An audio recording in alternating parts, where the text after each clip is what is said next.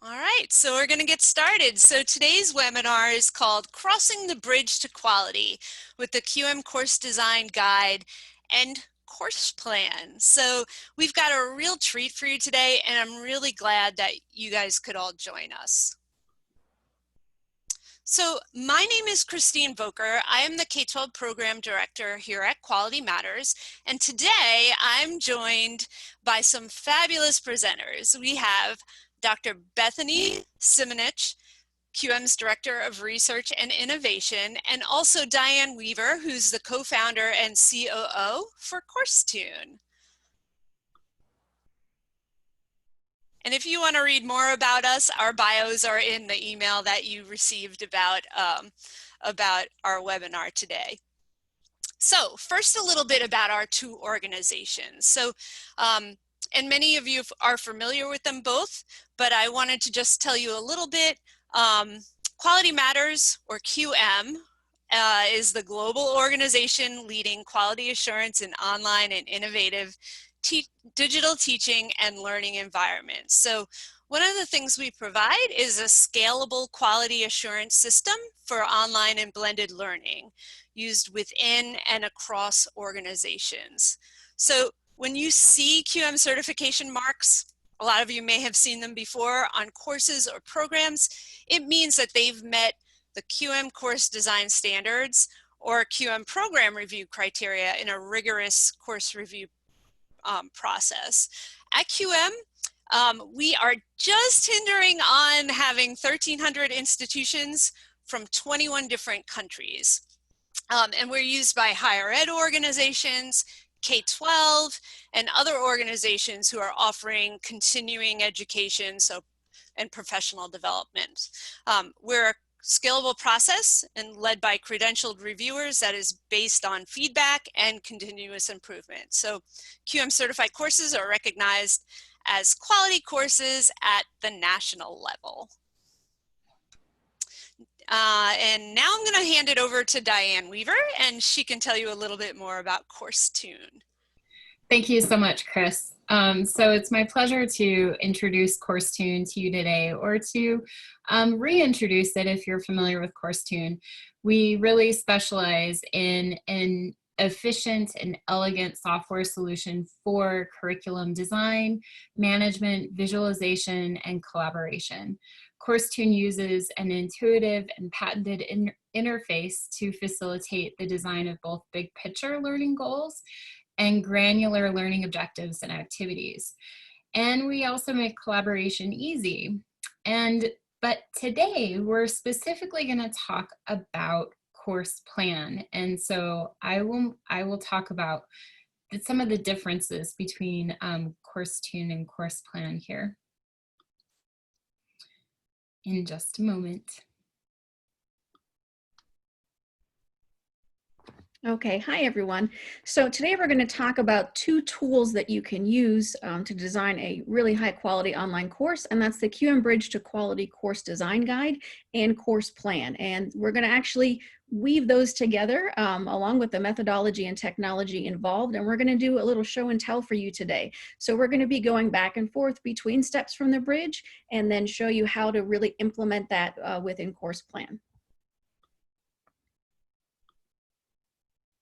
So a little bit about the Bridge to Quality Design Guide, and Chris at this point is going to put in the chat a link to the Course Design Guide landing page. So the Bridge, as we call it for short, there's two versions of it, one for higher education and one for K-12. So no matter which category you fit in the audience today, there is a Bridge Design Guide for you. We really created it as a response to feedback from all of you, our members and the public, that we're really trying to work to capitalize on some successes that they had during their emergency remote instruction pivot and move forward to a higher quality, purposefully designed online course. So we created a step-by-step design guide. You can kind of think of it as an ID at your elbow. So for those of you that maybe don't have access to an instructional designer at your institution, or you're really just trying to do the best that you can for your students for fall, we created a step-by-step process that hopefully is easy to follow. And we're going to talk about creating an alignment map for your course using the guide today. So in the Bridge to Quality, there are actionable design steps that actually guide you towards the design decisions and thinking that you need to make at that point in your course design. We also have a couple other icons on the Bridge design, and just to orient you to those, there is the icon that shows foundational design or alignment. So those of you that are already familiar with Quality Matters, you know those alignment standards, and we know that that's the foundation of good design. So anytime you see that, you're going to see that little icon there of the building. We also have special call outs if you're teaching an online synchronous course or an online hybrid course, because in some cases there are additional or unique considerations for teaching in those modalities. And lastly, when possible and relevant, we start you off by bridging from the Emergency Remote Instruction Checklist, or the ERIC, which many of you may have used during the Emergency Remote Instruction pivot in the spring. So there are 3 general phases in the Bridge Design Guide, and that is align, engage, and connect. So I'm going to turn it over to Diane for a minute, and then we're going to come back and talk a little bit more about each of those phases. Great. Thank you so much, Bethany. So it's important here to go back to revisit, the difference between CoursePlan and CourseTune, because we're really going to focus in on how CoursePlan helps individual instructors and faculty members and teachers to map out an individual course by following through the bridge steps. You can actually map it out in CoursePlan with each of those steps. And then with CourseTune is really for teams and institutions who are collaborating across a body of curriculum at a program level or a collection across a school or an institution. So CoursePlan is available if you visit CoursePlan.com, and CoursePlan is available also with a coupon code that you can receive from your QM coordinator to get a special discount specifically for CoursePlan for individuals. So we're very excited to offer you that. And if you would like to see the difference, more about the differences between CoursePlan and CourseTune, you're more than welcome to visit CourseTune.com, and you can find information about both of those products there. But at the heart of both CoursePlan and CourseTune is this circular graph, a visual representation of your course alignment and all of the elements that go into your course alignment, so that you can see like a 10,000-foot view whether your curriculum plans are balanced, whether you have any gaps, and what your assessment strategy really is. In CoursePlan and CourseTune, you can see these high-level summaries in a visual representation, but you can also dig into each of these elements to really see full statements, full learning objectives, more about Bloom's taxonomy and things like that. And then also you can pull very powerful reports to get a summary of your course plan from different perspectives as well. So we're going to dive into each of those specific components. But now that we've given an overview of the bridge and an overview of course plan, we're going to go back to a little more about how we're going to weave these two together. Thanks, Diane. So as I mentioned, there's 3 phases in the Bridge Design Guide: align, engage, and connect. Now with align, you begin with your foundational alignment, and it's really laying out that pedagogical blueprint for your course, and you're focusing on those measurable learning objectives and then aligned, hopefully active and applied assessments.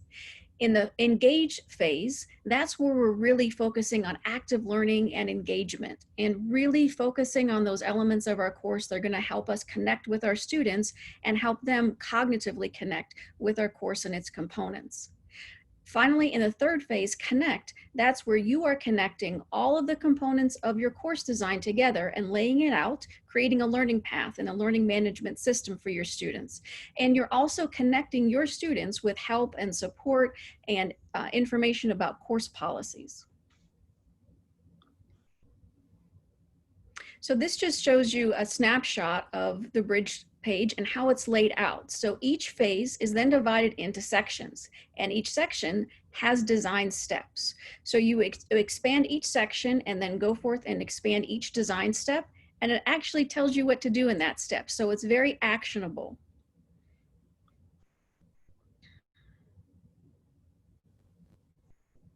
Now this is a snapshot also from the bridge, so it shows you that when you expand a design step, you get the little bridge icon so you know you're in the right place, and it gives you instructions for what to focus on. And for this example, you see that we have that alignment or foundational alignment, foundational design icon. So we know that here's where we can start, for example, creating our alignment map.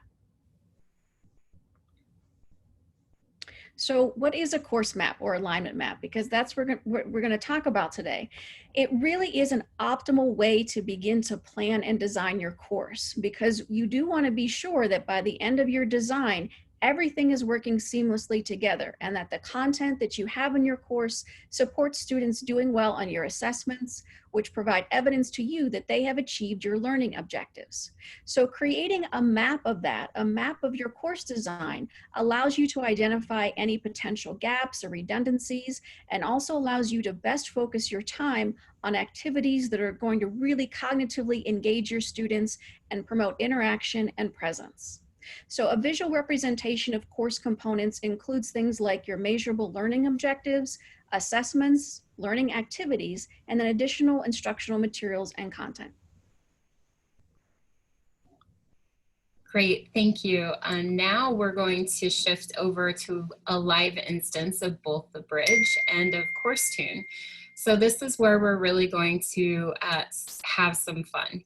So when we first enter CoursePlan, my apologies for saying CourseTune earlier, but when you first log into CoursePlan, this is the view that you will be greeted with. And I'm just going to do a little bit of orienting within the tool, and then I'm going to revisit those 3 phases that Bethany introduced. And we'll look at where and how to see those 3 phases in CoursePlan, but then also kind of start to explore how to actually do the work directly in CoursePlan. So in CoursePlan, here we have a couple of different sections to be mindful of. We have the main area in the middle of the screen, and this wheel or disc, it represents all of the learning elements that go into your course. So we're talking here about those measurable learning objectives. We're talking about your aligned assessments. We're talking about activities and materials and technology. All of those things really come together in a graphical way here on the center wheel. And there are multiple ways of looking at this. That's one of the strengths of CourseTune, is it's a visual modeling of the learning architecture. So the circular view really helps with the high level balance and alignment at a glance. But the linear view here is also helpful for when you want to see simply, a list of your modules or a list of your CLOs and the learning objectives that correspond with those, as well as your Bloom's level and taxonomy and any other taxonomy that you would like to layer over the Bloom's. Okay, so we're going to come back to that. But just to keep that in mind that, if you're looking at the circular view and you're thinking, man, I really wish I could just see like a list form of this, that's more of how my brain works. I just want to reassure you that that is available in there too. So another thing to be mindful in CourseTune, mindful of in CoursePlan, is that each of these circular discs has 2 sides to the disc, and it's specifically to align with two very different ways of viewing and designing your course. And these two different ways can be, they're expounded upon in the bridge for you in phase 1, which talks about aligning course level objectives, your CLOs. So you can see we have a CLO layer, and there's a mountain summit icon here to really indicate that these CLOs are the main goals for the course. And that's really talking about what students are learning. And then in phase 3 of the bridge, that's where we go in and articulate and evaluate how students are learning, or when students are learning it. What is the sequence in which those students are learning the content? And that's why there's this icon here of the books in a sequence. And this course happens to be using modules, but you can certainly adjust it to whatever terminology you need for the type of delivery that you are doing. So this is especially important to keep in mind right now in time of uncertainty. You might be looking at your classes and thinking, I need 4 different versions of this class so that I can plan for my face-to-face option and my and all of my blended variations with online, synchronous, and asynchronous, etc. Well, you can certainly adjust that here in CoursePlan by identifying how am I delivering this course content to my students. Is it best to think of it or frame it for them in modules or sessions, weeks, projects, units, subunit, etc. And so we may come back to that as well as we jump into each of these phases. But to further orient you here in CoursePlan, there's like kind of a lot to look at, but over here in the mappings panel, this is where you can expand your course learning objectives when you're on the module side. So I'm kind of hopping from one side of the screen to the other. So just to be mindful, this mappings panel here is to show you the relationship between what students are learning and when students are learning it. So it's the relationship between Bridge Phase 1, your CLOs, and Bridge Phase 3, your modules. And that's really important because then we can see, we can start to answer questions about how those two things are related. I'll show you that in just a moment. The next thing that you can expand are your Bloom's levels. And then the last thing that you can expand is a secondary LO scale if you would like to. Then as we keep going, there's also an activities panel that we'll explore. And there's a data and reports panel that has some really cool reports. So when you're done building, when you have the bridge, on one side of your screen and you're typing in CourseTune as you're following the bridge, follow along with the bridge directions and then type those things in CoursePlan. And at the end of it, what you'll be able to do is you'll be able to pull these reports, and those reports will be your mapping documents. It will show you things in nice tables and in a way that is very shareable with other folks and colleagues. So now we're gonna switch to some actual curriculum plans. And in CoursePlan, you can design up to 8 individual courses. And this is really specifically to help instructors in this unprecedented year where we are really planning for multiple alternate variations of the same courses often. So you can see here, if I flip all these courses over, kind of like a coin, I know that's a little, it's a little mind-blowing at first, but you get used to it. So if I'm looking at all of these variations from the CLO side of things, we can start to see some ways that these course discs are designed from a very high level. So in my college algebra face-to-face, I can see all of the CLOs here around it. In my college algebra synchronous, same. in my college algebra asynchronous, I can see all of my course level goals as well. And then I have one that's in process that we may look at. And then I have a K-12 example of early learning mathematics down here as well, because I just want to reinforce that both the bridge and CoursePlan work very well across the entire learning journey, K-12 and higher ed and workforce and beyond.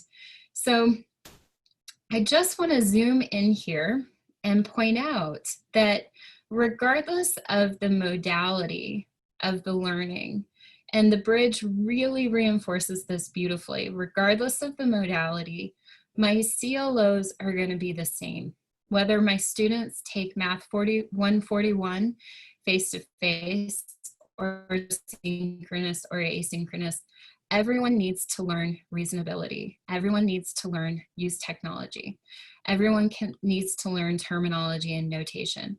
So you can see across your courses whether we have consistency, and we can see, you know, and then we can dive into each of these courses to see some of the differences in the modality.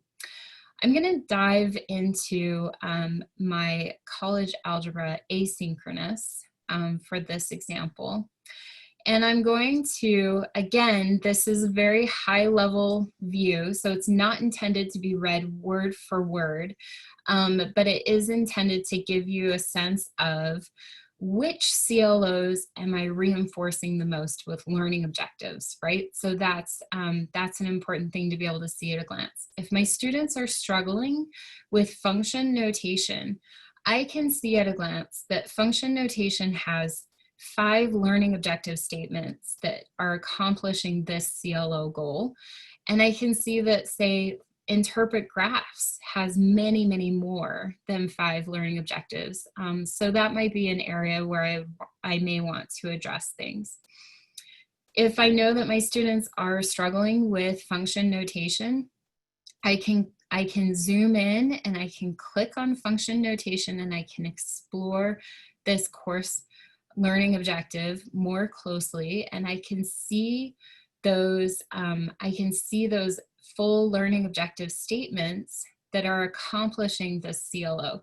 So this is right now, this is part of phase 1 in the bridge. And it's really all about creating that underlying structure of for alignment, so that when you create the content on top, everything's already aligned. So these, I can expand my Bloom's levels, and I can turn on those Bloom's levels. Hang on one second. I can turn on those Bloom's levels, and I can see if my function notation is providing a foundation of learning. Do I have some, you know, lower levels of concepts happening? Am I building on top of those with some application and analyzing? We can see just one learning objective there. And I can see if I'm providing opportunities for evaluating or creating, right? So I can get a sense, an overall sense for how am I scaffolding this, this concept? Am I going too complex too quickly, and different things like that. Another thing that I can explore in the alignment is, now that I have my course level objectives, my course learning objectives, I want to know, when do students first encounter them and how often? Because we know for learners that frequency of revisiting these concepts in different contexts is really vital to solidifying the learning and really increasing the level of mastery over time. So function notation is what my students were struggling with. I'm going to turn that on over here, and I can see we're introducing it in module 1, and here's how often we're going through it. So first of all, we're introducing it in a very kind of minor way throughout these first 4 modules, but then we have a pretty significant gap where we don't revisit this concept until module 11. So sometimes when students are struggling, it might not be a problem, you know, the problem might be the timing and the frequency throughout the course. Let's say the exam that that measures their grasp of this, their progress on this this course goal. Let's say the exam is happening in Module 9. It's quite a ways from the last time they've heard about it. And that might be the problem. So we can go over here now to the activities panel. We can turn on all of our activities and assessments, and we can see at a glance, number one, is that course goal, is that CLO being assessed? The orange arcs represent assessment and the green arcs represent non-assessed activities, right?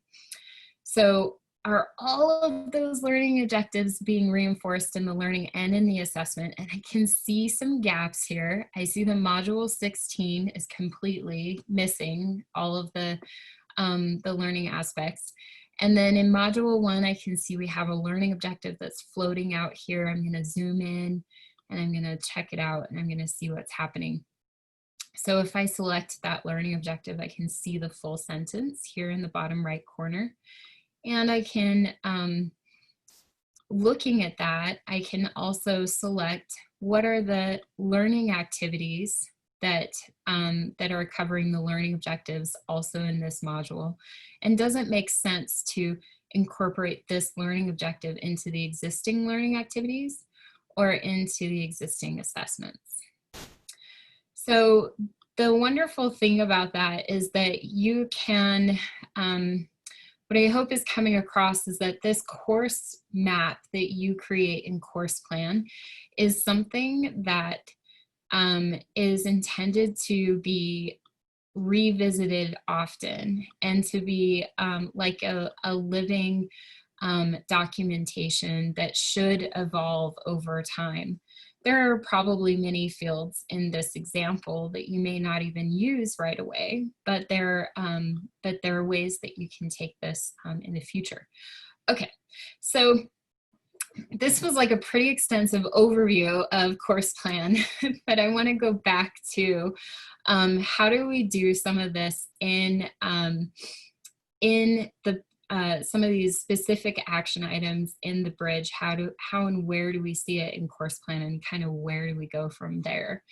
So what I'm going to do is I'm going to head back to the bridge to quality, and this is the higher ed version of the bridge to quality, and there is also a K-12 version of bridge to quality, but we're just going to check out the higher ed, and these are all the components that Bethany showed us earlier. So here in phase 1 align, this is really all about capturing your learning objectives, making sure that they are measurable and at the right level, and starting to map them in CoursePlan. And I just realized, Bethany, that I'm talking over your part. Is there anything that you would like to add there in phase 1? No, you're doing great. So yeah, alignment starts, as most of you probably already know, with measurable learning objectives, and that is coincidentally also the time that you would start creating your alignment map. Absolutely, great, thank you. So in CoursePlan, when you start an alignment map from scratch, I'm going to show you what that's going to look like. Here in CoursePlan, when you very first log in, you will see a sample course that has prompts in each of the data fields. And these, the prompts are specifically to walk you through where and how to, where to put those specific learning objectives, and then and how to articulate them, and then the assessment phase in CoursePlan comes next. So let's take a look at this. So when you first set up your course, what you will want to do, you can, let me just actually clarify this. You can start with this example course, and you can replace the prompts with your actual content, your actual learning objectives and plans, or you can start a new course and you can start that course from scratch. So if I start a course from scratch, then when I add a course, I can put the course name here, the description, your ID, the ID number for it, your number of credits if that's applicable, and this is where you can choose your LO scale and a secondary LO scale, and then you can also choose the way that you're delivering it. So there are several things that you can do here. The only field that's required is this name field. You can actually create, I'll just create one that's called sample here to show you that you can create, you know, just a framework. If you think about this like a mind map, I need to just kind of sketch out these components. And then I can come back here and fill in the detail later as it takes shape. That's really where this is powerful, because you can see that alignment visualized as you're going. So what I'm going to do, because in phase 1 we're really talking about CLOs, I'm going to click on the CLO layer, and then here on the sample course I'm going to add a new CLO, and I happen to have a CLO here so that I don't have to think about that one on the spot. I'm just going to pop it in, and I just want to show, I'm just going to show one little example of this, because there is a title, because CourseTune is really meant to be the tip of the iceberg, that very high level visualization. Everything has a shortened or abbreviated version, and then underneath that in the data is this longer description of each of your elements. And that way, when you're looking at the linkages between everything, you can see those connections without the cognitive load of seeing a lot of text on the same page. So once you've added your CLO, really think through, and phase 1 has some great steps that will prompt this, to think through how, what are the specific learning objective statements that are going to help us, help my students accomplish this goal. And you're going to want to start to articulate that while you're thinking about that CLO. So I'm going to add a batch of these to show you that if you have a course already, you can just copy and paste these guys right in, and the software will automatically separate them into individual learning objectives for you. And so now we've got it there. Software also selects for you the abbreviated words, and it typically will grab the first verb, because these learning objectives are really verb driven, and the first noun. And if you want to adjust the abbreviation, then it's very easy. What you would do is just click on edit to modify the course learning objective, and then this is where you're going to show the Bloom's taxonomy for it, and if you have a secondary one. So here we've got graph. Who remembers what level that is? It's kind of an application thing. That's not a very easy one. How about declare? Declare, understand, remember? Yeah, understand, etc. Evaluate's easy, it's evaluate. So this is how you would set that alignment. And the beauty about this is that you might need to put in some placeholders for those learning objectives in your first time around, and then you can at least indicate the scale, the depth of knowledge or complexity that you want to go to with that learning objective. And so now that you have your CLO and your learning objectives, in phase 1 of the bridge, the next step is to really start to think through the assessments. And that is a beautiful way to do it, because in CourseTune, what in CourseTune, in order to create an assessment, you have to first show the alignment. And this is, it's a really essential step, but it really helps you think through, that process and how to get there. Oh, I'm just glancing over the chat, and there's actually a really great question. What is meant by Orphandello? I'm going to show you that in just a second. Let me just add module. So an orphan is what happens when you add these learning objective statements on one side of the course. They've now been attached to the CLO.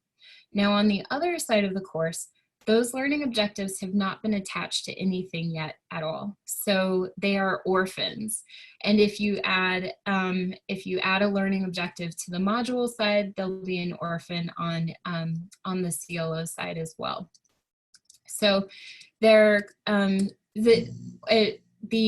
the term orphaned, I just want to reinforce this, that the term orphaned is an instructional design term for this specifically when you have learning objectives that are not anchored or tied or associated to the parent, which would be what we are learning, that course goal or course learning objective, and also the module or the sequence in which it's happening. So the cool thing about this is I know that all of these things are specific to a course goal that we need to accomplish. Now what I need to do is show when it's happening.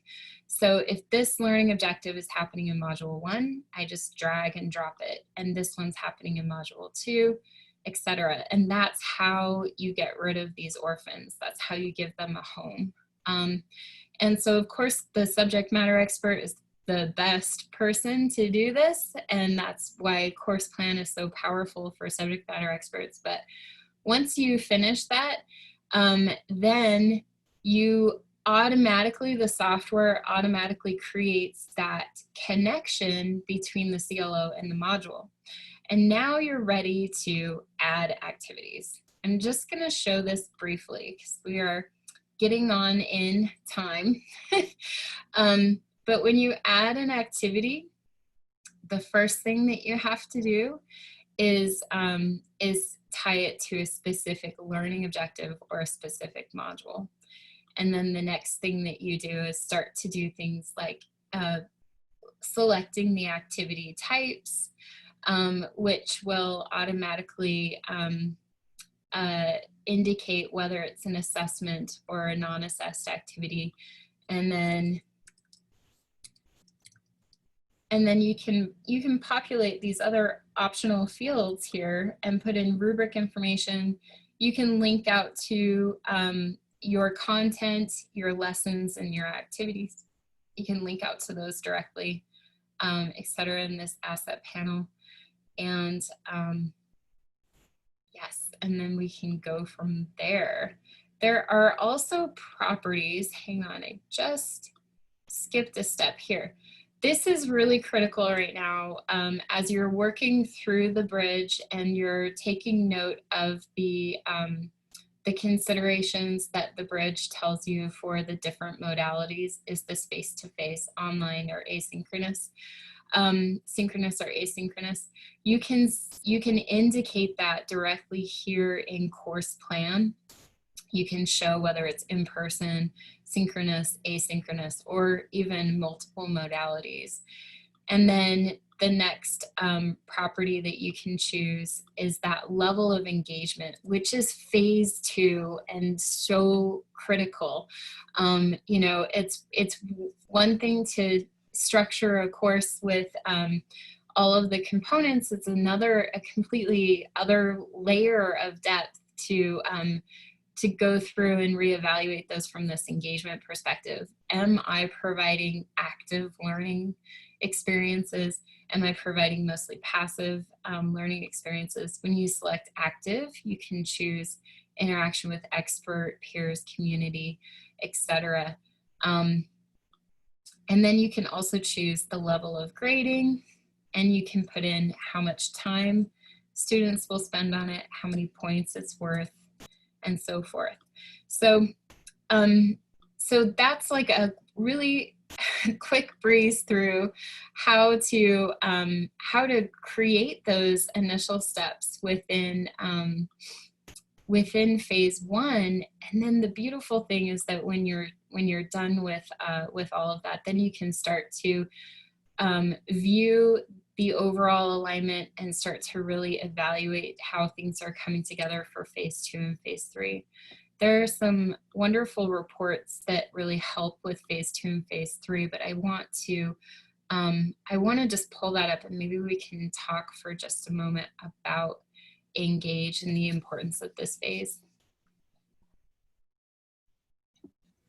Yeah, so in phase two, I mean, for all of you that went through remote instruction, and congratulations, you got through it. But if you were thinking, I miss my students, they're just not as cognitively engaged as they had been face-to-face, and I'm not sure how to engage with them when I'm teaching remotely or in a fully online class, that's what phase two is all about. So it's really about cognitive engagement, elevating presence, and there is a way to connect that to the design of your course, because online, you need to design in opportunities for presence and engagement. They don't happen organically like face-to-face. So turning that back over to you, Diane, to see how we can incorporate that within our plan. Thank you so much. So there are a couple of ways to see this in CoursePlan. And the first way is to expand the properties panel here within your activities. So this will give you a really quick at a glance, what kind of modalities am I planning for in this one course? And you can see this course has a lot of variation happening. And then what kind of engagement am I providing and what kind of grading? And so when you select one of these, it will highlight the learning objectives that are tied to activities that are designed to be performed in that specific modality. So if this was really a blended course, then you might have different learning objectives light up that correspond with asynchronous activities, and some of those same ones and different ones may light up for synchronous and so forth. But really, some of the most powerful insights into those properties, into the type of engagement that you're offering, and the level of engagement can really be found in these two activity reports. And I'm going to do this one first. This course activity report is a powerful summary of your single course structure. And this gives you a summary of all of your course information. Remember, these are all of the data fields that live in those fields that we're just seeing a high level summary of in the visualization.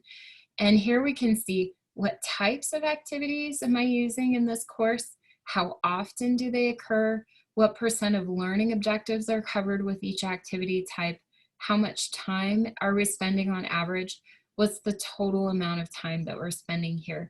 And then we can start to see, like, is that total number of instructional hours matching up with the number of course credits that we're offering? Is there a balance? Is there an imbalance? And then the modalities are identified here as well. And then here, of course, is your active and your passive engagement, which is really valuable to be able to see it like this at a glance. And so this is very much a tool for you as the individual instructor to look at your course and do the evaluation steps that the bridge walks you through to gain a better understanding of the level of engagement and how you're structuring all of that. Is there anything you'd like to add there, Bethany? No, I think that's it. We are a little bit short on time, and there's a lot of questions about this amazing tool and software. So I'm going to actually give you, Diane, a chance to look at the chat and the Q&A. Well, I add one other thing to kind of close this out and get us into our conversation and questions. I can say, you know, personally, I used to do an alignment map using a Word doc and trying to make that work. I used sticky notes at one point, lots of erasing and trying to get papers together and whatnot.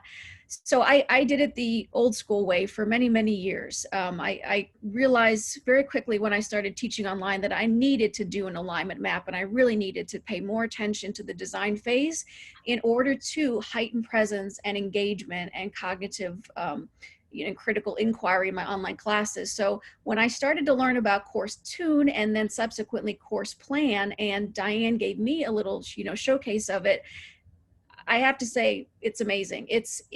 It really takes a lot of the work that you know that you have and you want to put down on paper, and eases that because it's guiding you through those steps. And you can also holistically see your course from that bird's eye view, or really, you know, zoom in and say, you know, I need to attend more to these learning objectives and add some activities and some assessments there to really make that a little bit more robust. So you can do a very low-tech alignment map, but this really is an amazing, robust tool. So we're going to get started looking at some of those questions that all of you had, but one of the biggest questions was about cost. And Kathy, I think, you know, you put it very well in your Q&A question. Let me try to scroll up to that, where, you know, you had said we're all in the same situation. We have financial constraints because of COVID-19. Does this, you know, is this an additional purchase, and what is the cost? So a lot of good news there. First of all, as you probably already know, the QM Bridge to Quality Design Guide is absolutely free. It is free for the public. It is free for QM members. It is shareable. You know, our intention is that it can be used internationally by instructors at all levels. So absolutely free, because we do understand what everybody is going through and facing the crisis from the pandemic. Additionally, you do have very low cost options for using CoursePlan. So the good folks at CourseTune actually help to create CoursePlan so that it works very well with that Bridge to Design Guide. And it's actually low cost to begin with, and then you get an additional discount. So there's two options there for you. The Guild membership is $8 per month, and the solo membership is $16 per month. Now, if you're a QM member and you reach out to your QMC, your Quality Matters Coordinator, and get that code, you get 50% off of each of those. So that brings the cost down to $4 per month. So very good news, hopefully, for all of you on that. Yes, it was a really big deal to us to be able to provide, you know, something that was affordable and attainable on an individual instructor and teacher budget. Because you're right, the stakes are high. We're all in the same boat. It's going to take all of us lifting together to come through this beautifully. So thank you so much for that. And yes, okay. So let's see. Diane, there's a lot of questions about, I'm kind of trying to group them together so that you can answer some of them. There's a lot of questions about how it incorporates with the LMS. Yes, so that was Are there things, for example, that they could import into the LMS, or is this a separate step, Diane, or does it work better or worse with some learning management systems than others? That's a really great question. So the LMS integration is here. It's available in CourseTune. So the individual course design that you do in CoursePlan, that is not intended to integrate into your LMS. However, if a lot of folks at your institution start using CoursePlan, and then as a group and team you decide to migrate to CourseTune, it's at that kind of scaled threshold where a lot of folks want this. Then we can very easily migrate your courses into CourseTune, and CourseTune absolutely integrates with any system. Think about if you're putting in your course names and descriptions, think about how powerful it would be to push that data into your catalog system. Think about how powerful it would be to push all of this into your LMS. We have off-the-shelf integrations built for Canvas, Blackboard, D2L, and Moodle. And we also have LTI API integrations set up for any other LMS. And we do have a lot of customers who are using those for, but we also have customers who are using LMSs that are different or even homegrown. And so our LTI integration enables you to push CourseTune data into any of those systems and fields that make sense. We also have single sign-on in the CourseTune institutional site license, single sign-on, and that's also a component of those integrations too, so that there's not an extra tool to log into. Okay, yes. What was the next kind of theme that you saw, Christine?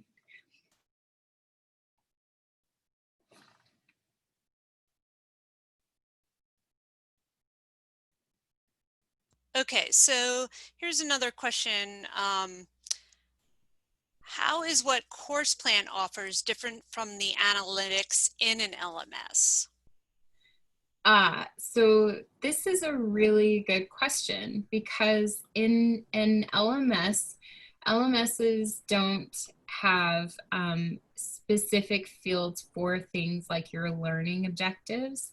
And so the analytics that CoursePlan can offer, back to that activity report, having specifically, you know, what % of learning objectives are covered, that very detailed kind of variation in that % of coverage, that depth of coverage ultimately is not available in an LMS.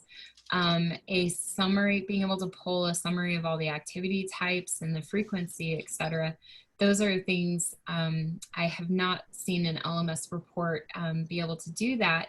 But then we also have different things, because CoursePlan is the, you know, it's really the planning stage before building your curriculum in the LMS stage, right? So when you're going through your bridge to quality, it really talks about both phases, the planning and the mapping and the building within the LMS. And so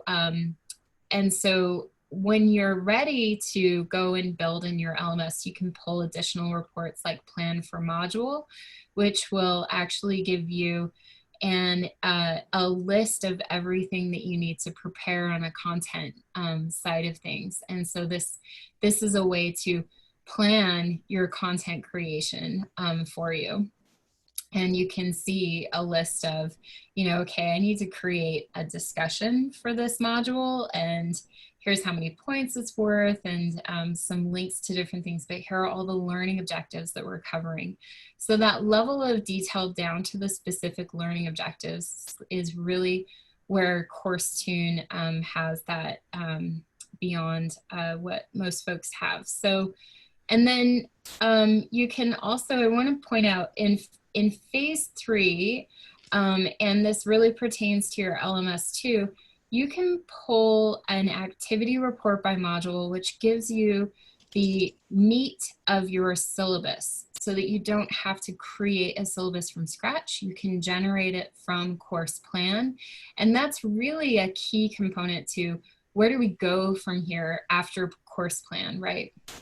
And so in CoursePlan, you know, we can see that summary of the course, how many credits it's worth, how many modules, and then this is a very student-friendly view that clearly states, here are all the activities we're going to do, here's how many points, here's how much time you should be spending on it, and here are all of the exams that are going to cover these learning objectives.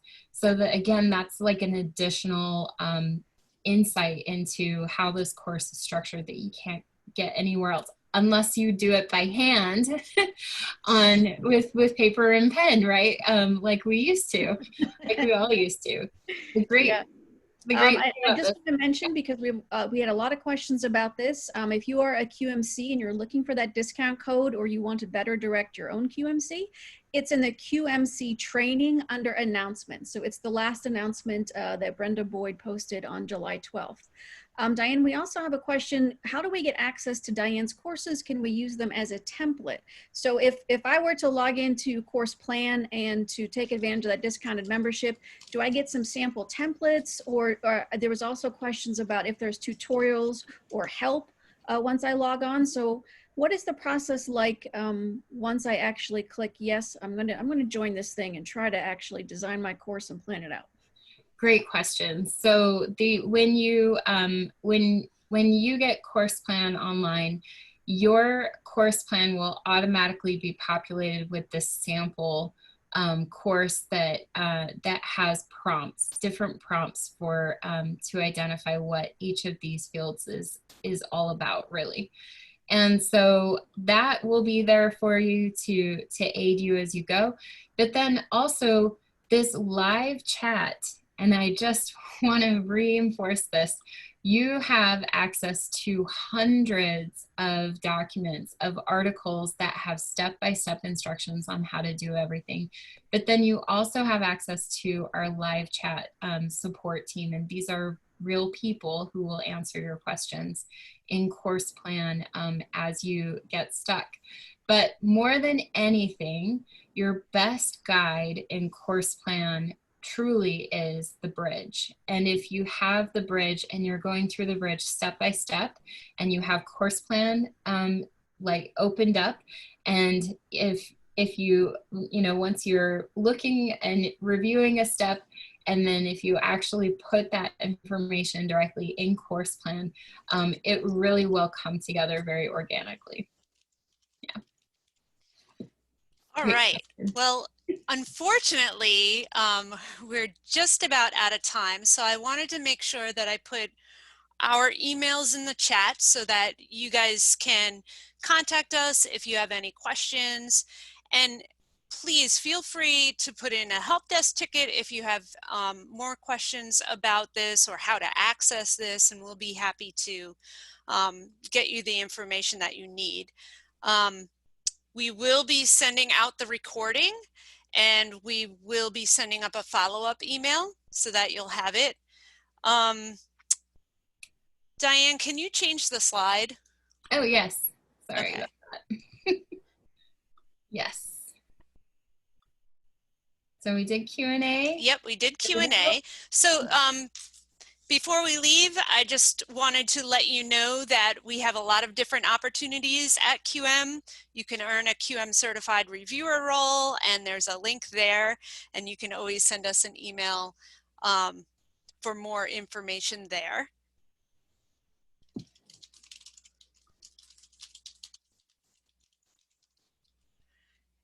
And if you want more information about getting your courses reviewed, there's a link for our website there where you can learn more about that.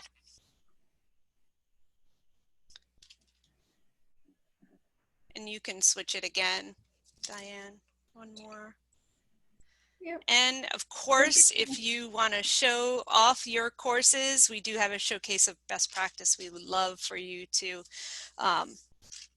drop us a line and let us know and upload your course. All right, well, thank you all for joining us today. We really appreciate it, and be on the lookout for the recording. We hope you have a great day, and remember, you can do this. Yep. You can. Yep.